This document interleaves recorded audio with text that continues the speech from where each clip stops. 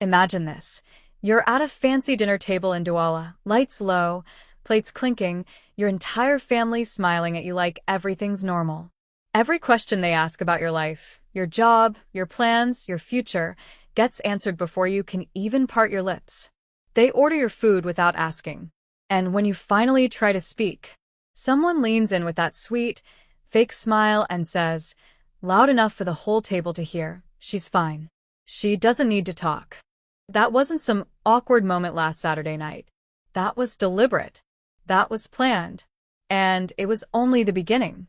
Have you ever felt your voice stolen in the one place you're supposed to be safe? Where the people who claim to love you decide you're better off silent? I have. And what they were really hiding behind those smiles would break everything I thought I knew about family. It all started when my brother Ethan invited me to this celebration dinner. I walked in excited, ready to share my biggest news, but I had no idea I was walking into a trap where I was the guest of honor and the target. But what came next would make the silence feel like mercy. I stepped into that upscale restaurant in Douala wearing my favorite bright red dress, the one that makes me feel powerful, untouchable.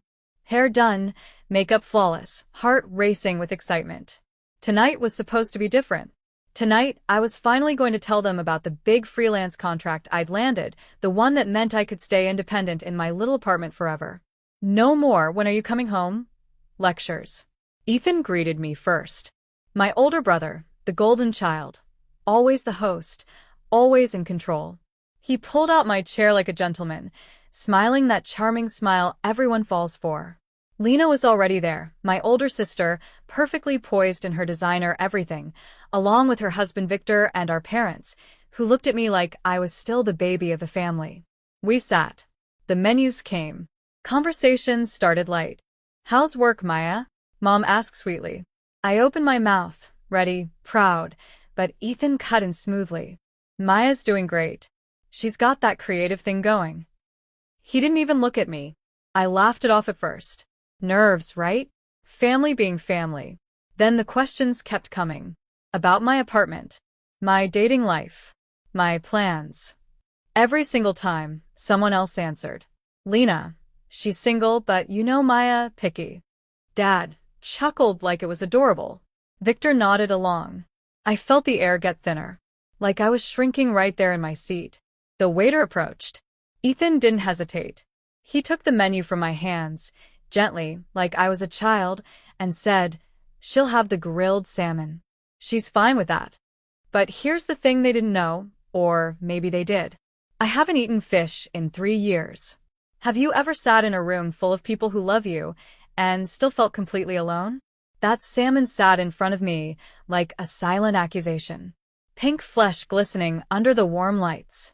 I stared at it, fork hovering, while the conversation rolled on without me. "So, Maya, how's the freelance life treating you?" Mom asked again, eyes soft, voice dripping concern. I drew breath. "Actually, Lena jumped in smooth as silk.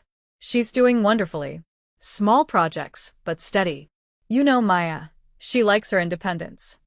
She smiled at me like she was doing me a favor. Independence. The word tasted bitter. Ethan leaned forward. "And dating? Any special someone we should know about?" My mouth opened. Nothing came out before Victor chuckled. "She's single, but picky. Always has been. Classic Maya." They laughed. All of them. Like it was the cutest inside joke. I felt heat crawl up my neck. My fingers tightened around the fork until my knuckles turned white. I tried again. "Guys, I really need to." "Sure," Lena said gently, patting my hand like I was 5. "Let us handle this, sweetheart. You're fine. You don't need to talk." The words landed like a slap. They kept going. Job. Apartment. Future. Every question I should have answered. They answered for me.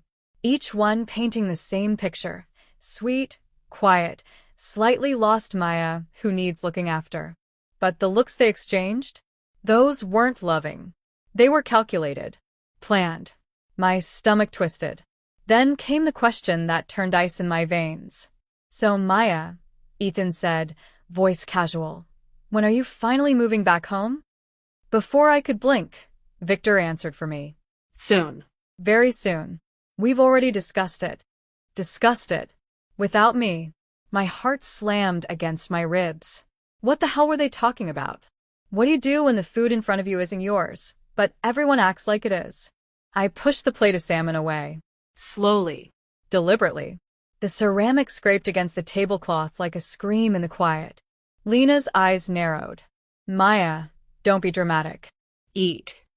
I stared at the fish. 3 years ago, I stopped eating it after a bad reaction that landed me in urgent care. I told them. I know I did. But here it sat anyway, like proof they hadn't listened, or worse, like they didn't care. Ethan watched me, expression unreadable. Victor cleared his throat. Come on, sis. It's just dinner. Just dinner. My throat burned. The words I'd been swallowing all night rose like bile. I'm not hungry, I said. Quiet. Firm. Dad laughed, light and dismissive. She's always been like this. Stubborn. But she'll eat when she's ready. No. I wouldn't. The chorus started again. Maya, relax. You're fine. She doesn't need to talk. Lena reached over, actually tried to slide the plate back toward me. That's when the realization hit like cold water. This wasn't a celebration. This wasn't family catching up. This was an intervention. They weren't silencing me because I was shy. They were silencing me because they'd already decided who I was supposed to be, and who I was supposed to become. My pulse thundered in my ears. The room felt smaller. The lights hotter. Then, for the first time all night, the host, my brother Ethan, lifted his gaze. Really looked at me. Eyes locked on mine. No smile this time. And in that single second, everything shifted.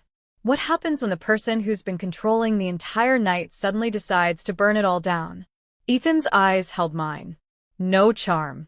No smile. Just raw, unguarded intensity. The table chatter died instantly, like someone flipped a switch. He set his fork down. Slowly. The clink echoed. I've been quiet all night, he said, voice low but clear enough to cut through everything. Because I had to be. But I'm done. Lena stiffened. Ethan. No. He raised a hand. Let me finish. He turned back to me. Maya, they didn't bring you here to celebrate. They brought you here to tell you the plan. The one they've been putting together for weeks. Your health scare last month? The one you brushed off as nothing? They found out. And they decided that means you're not capable anymore. Not of living alone. Not of handling your money. Not of making your own choices. My breath caught. I had told only one person about the panic attack that sent me to the hospital. One person. Ethan. They want to move you back home, he continued. Put your accounts under Dad's name. Get you a proper job. Make you the version of you they can manage. And I was supposed to help sell it. Play the supportive brother. Victor shifted uncomfortably. Mom whispered, Ethan, that's enough. But he wasn't finished. I invited you here tonight, Ethan said, staring straight at me. Not to trap you, but to force their hand. So you'd see it. So you'd fight it. And so I could finally stop pretending I agree with them. The table erupted in overlapping voices. Accusations. Defenses. Ethan stood up. And in the chaos, he said the 4 words I never expected. Maya, I'm coming with you. Have you ever had the person you thought was your jailer turn out to be the one unlocking the door? Chaos exploded after Ethan's words. Lena's face went white. Dad started yelling about respect. Mom clutched her napkin like a lifeline. Victor tried to play peacemaker, but nobody was listening. Ethan didn't sit back down. He looked at me, really looked, and said it again, quieter this time. Maya, I'm coming with you.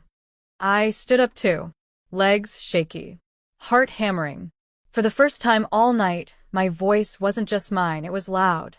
I'm not moving back, I said. Clear. Steady. I'm not handing over my accounts. I'm not becoming the version of me you all decided I should be. And I'm definitely not staying silent anymore. The table froze. Years of being the quiet one, the problem child, the one who needed fixing, shattered in that single moment. Ethan walked around the table, stood beside me, not as my jailer, As my ally. We left together. No goodbyes. No apologies. What started as them answering every question for me ended with me answering for myself. Sometimes the people who claim to love you the loudest are the ones trying hardest to erase you. But your voice? It's yours. Take it back. No matter who tries to order your plate. If this story hit home, if you've ever been spoken over, controlled, or made small, drop I get it in the comments right now. Like this video if you believe no one gets to write your ending but you. Subscribe and hit the bell. Next week I'm telling you exactly how I cut them off for good. Trust me, you won't want to miss it.